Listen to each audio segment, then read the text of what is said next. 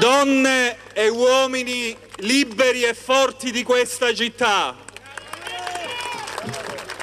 dal profondo del mio cuore vi dico grazie, grazie di cuore.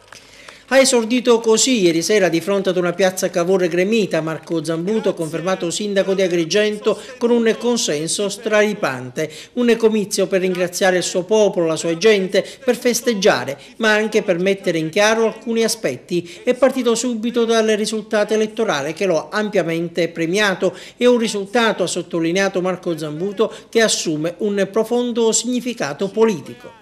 È partito un grande messaggio nei confronti di quella casta che è lontana dai bisogni del territorio e che non si cura più dei problemi della gente.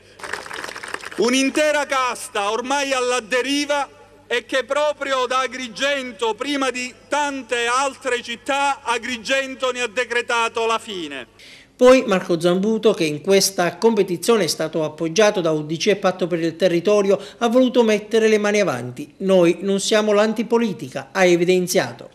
Noi abbiamo l'ambizione di rappresentare la buona politica, la politica di chi amministra ogni giorno, di chi si confronta con i problemi ogni giorno, di chi si misura con le difficoltà ogni giorno e cerca di dare le risposte e le soluzioni rispetto ai tempi che viviamo. E nel suo discorso sul palco di Piazza Cavour il riconfermato sindaco ha assunto precisi impegni nei confronti degli agrigentini.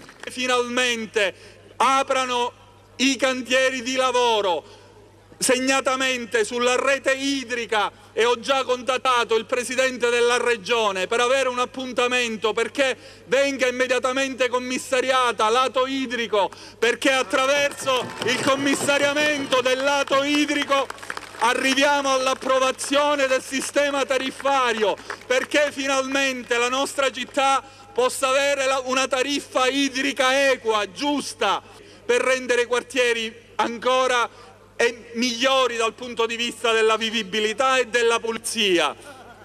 E ci impegniamo perché finalmente gli investimenti sul centro storico della nostra città finalmente rappresentino quel volano e segnino quella svolta economica di cui questa città ha bisogno.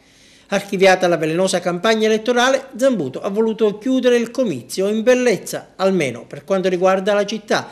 Ecco le sue parole. E sarò il sindaco di tutti gli agrigentini.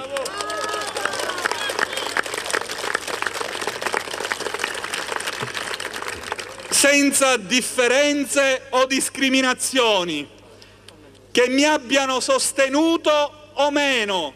Grazie di cuore, grazie veramente di cuore.